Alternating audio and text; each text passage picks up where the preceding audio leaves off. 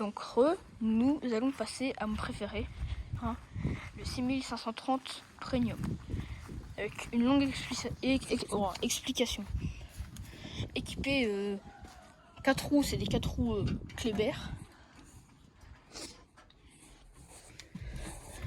Voilà, c'est la façon les plus confort ce siège là, je l'aime bien. Là on peut ouvrir là, c'est sa spécialité celui-là. C'est pour ça qu'il est pas si mal que ça. Par contre on peut pas ouvrir en haut là. Là bah c'est pour faire les commandes de la presse classe, on le mettait sur celui-là. Le command center, mais celui-là il est un peu plus chiant, regardez, il a que quelques boutons, celui-là il est plus complexe, genre pour mettre les gyrophares, voilà des conneries comme ça, faut appuyer sur les boutons, sauf que moi je comprends rien. Là c'est pareil que sur l'autre, là c'est pour accélérer, là il n'y a pas de régulateur sur vitesse, donc soit vous accélérez à la pédale, soit là, puis là les manettes là, pédale c'est le même principe, voilà le relevage, là activé, et après il y a plein de boutons sur le command center, et là c'est un semi-automatique, vous savez pourquoi? Parce qu'il n'y a qu'une boîte, enfin qu'un levier.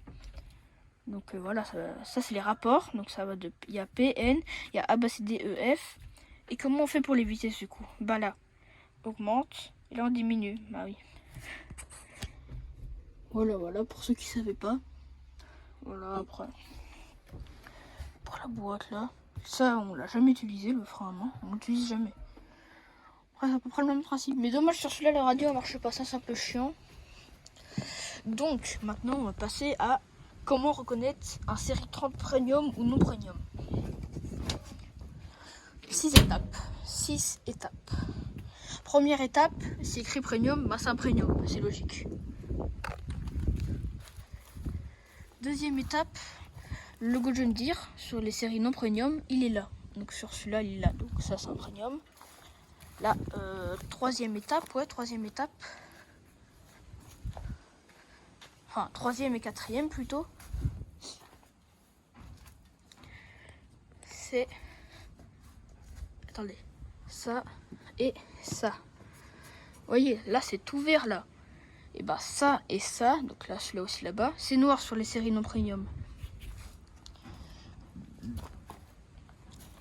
Cinquième étape. Attendez, c'est un peu chiant d'accès. Voilà, ça là. Ça c'est plus gros, mais je sais plus pourquoi, à quoi ça sert. Mais c'est plus gros sur les premium. Et sixième et dernière étape, hein,